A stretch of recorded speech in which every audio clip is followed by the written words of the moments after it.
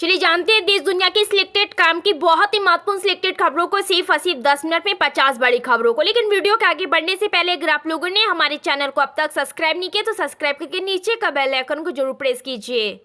बांग्लादेश में 10 दिनों के बाद मोबाइल फोन इंटरनेट सेवाओं को बहाल कर दिया गया। हाल ही में सरकारी नौकरियों में आरक्षण प्रणाली में सुधार को लेकर देशव्यापी हिंसक प्रदर्शन हुए। इसके मद्देनजर अफवाहों को फैलाने से रोकने के मकसद से मोबाइल इंटरनेट सेवाओं पर रोक लगाई गई थी। चीन में हुसान में भारी बारिश के कारण भूस्खलन होने से एक मकान ढह गई है, जिसमें 12 लोगों की मौत जबकि 6 अन्य घायल हो गए हैं। अरुणाचल प्रदेश की मुख्यमंत्री पेमा खांडू ने कहा कि टीम अरुणाचल प्रदेश विकसित भारत के लक्ष्य को 2047 तक साकार करने के लिए हर क्षेत्र में बदलाव लाने और राज्य के स्वर्णिम विकास के वास्ते अथक प्रयास कर रही है। उत्तर प्रदेश में लोकसभा चुनाव में अपेक्षित रिजल्ट नहीं आने के कारण प्रदेश भाजपा नेताओं के भीतर जारी टकराव के बीच प्रधानमंत्री नरेंद्र मोदी ने यूपी के सीएम योगी आदित्यनाथ की तारीफ की है। पीएम मोदी ने भाजपा शासित राज्यों के मुख्यमंत्री और उप मुख्यमंत्री की बैठक में योगी की तारीफ की। उन्होंने कहा कि योगी सरकार राज्य में एक ऐसी योजना चला रही है जिसको देश के अन्य राज्यों को भी अपने यहाँ लागू करना चाहिए। लोकसभा चुनाव के बाद से भारतीय जनता पार्टी बीजेपी के अंदर सब कुछ ठीक नहीं चल रहा। इस तरह के राजनीतिक कायास इसलिए लगाए जा रहे क्योंकि सूबे के मुख्यमंत्री योगी आदित्यनाथ ने जहां भी बैठक की वहां डिप्टी सीएम केशव प्रसाद मौर्य और विजेंद्र पाठक नहीं पहुंचे थे। पंजाब के मुख्यमंत्री भगवंत मान ने आधुनिक तकनीक से लैस 58 नए एम्बुलेंस को हरी झंडी दिखाई। इस दौरान चंडीगढ़ में आयोजित एक कार्यक्रम में मुख्यमंत्री भगवंत मान ने कहा कि पंजाब के स्वास्थ्य विभाग को नवीनतम तकनीक और उपकरणों से लैस 58 एम्बुलेंस प्रदान की गई है। इसकी लागत 14 करोड़ रुपए है। उन्होंने कहा कि सरकार की प्राथमिकता शिक्षा और स्वास्थ्य है। देश की राजधानी दिल्ली के ओड राजेंद्र नगर इलाके में एक नामी कोचिंग सेंटर के बेसमेंट में जल जमाव में 3 छात्रों की मौत पर कांग्रेस अध्यक्ष मल्लिकार्जुन खड़गे ने दुख जताया है। उन्होंने कहा कि दिल्ली को कांग्रेस ने अंतर्राष्ट्रीय स्तर का शहर बनाया था। पिछले दिनों हुई नीति आयोग की बैठक के बाद देश की राजनीतिक सरगर्मियां तेज है। इंडिया ब्लॉक के एक घटक दल सीपीआई ने दावा किया है कि बिहार के मुख्यमंत्री नीतीश कुमार केंद्र के जरिए बिहार को विशेष श्रेणी का दर्जा देने से इंकार करने पर शर्मिंदगी के कारण नीति आयोग की बैठक में शामिल नहीं हुए।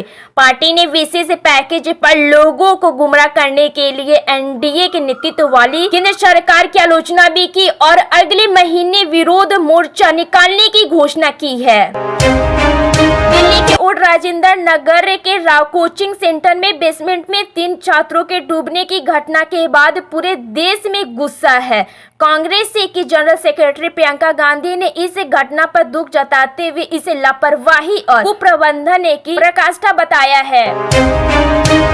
पंजाब में बहुत जल्द ही नगरीय चुनाव होने वाले हैं। कुछ दिनों पहले मुख्यमंत्री भगवंत मान के नेतृत्व में जालीगढ़ वेस्ट विधानसभा सीट के उपचुनाव में आप को बम्पर जीत मिली थी। उपचुनाव के दौरान पार्टी के प्रचार में सीएम मान के साथ साथ उनकी पत्नी डॉक्टर गुरप्रीत कौर जी जान से लगी हुई थी। इसके बाद से लगातार खबरें आ रही है कि आने वाले चुनावों में डॉक्टर गुरप्रीत कौर भी चुनाव लड़ सकती है। इस सभी खबरों पर ब्रेक लगाते हुए सीएम भगवंत मान ने बताया कि उनकी पत्नी चुनाव नहीं लड़ रही है।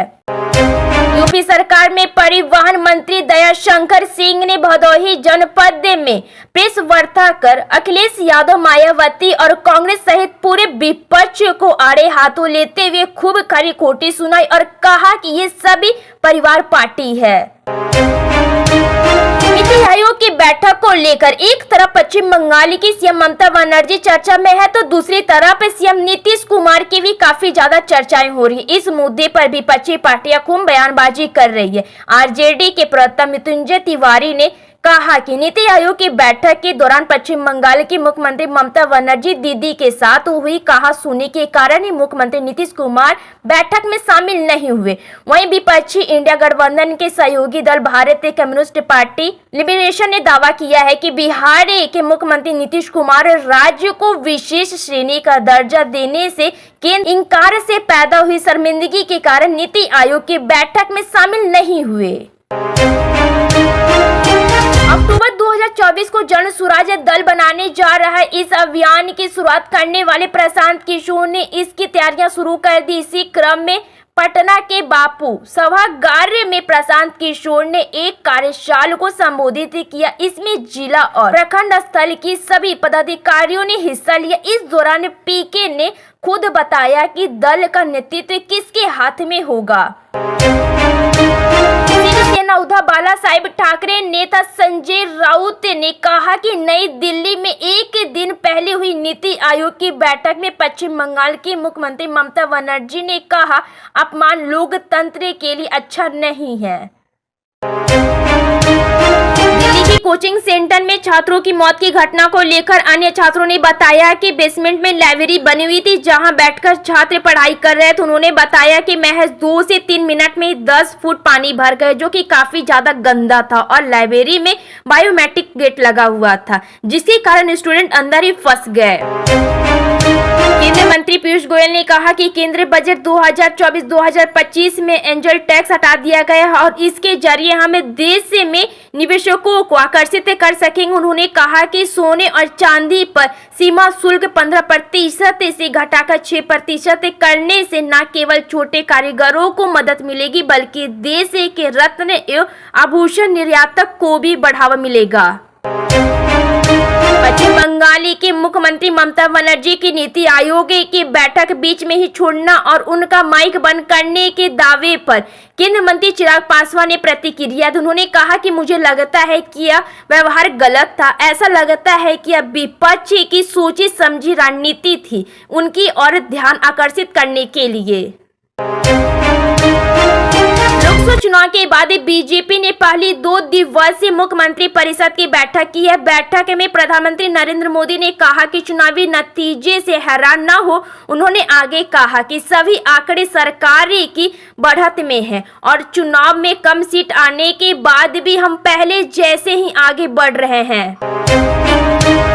सांसद स्वाति मालीवाल ने राजेंद्र नगर दिल्ली में हुई हादसे को लेकर एक्स पर लिखा, राजधानी में 3 छात्रों के बेसमेंट डूबने से हुई मौत की जिम्मेदारी कौन लेगा। स्टूडेंट 10 दिन से ड्रेन साफ करने की डिमांड कर रहे थे पर कोई कार्रवाई नहीं हुई। उन्होंने लिखा, बस हर दिन ऐसी रूप में बैठकर प्रेस कॉन्फ्रेंस करते रहो।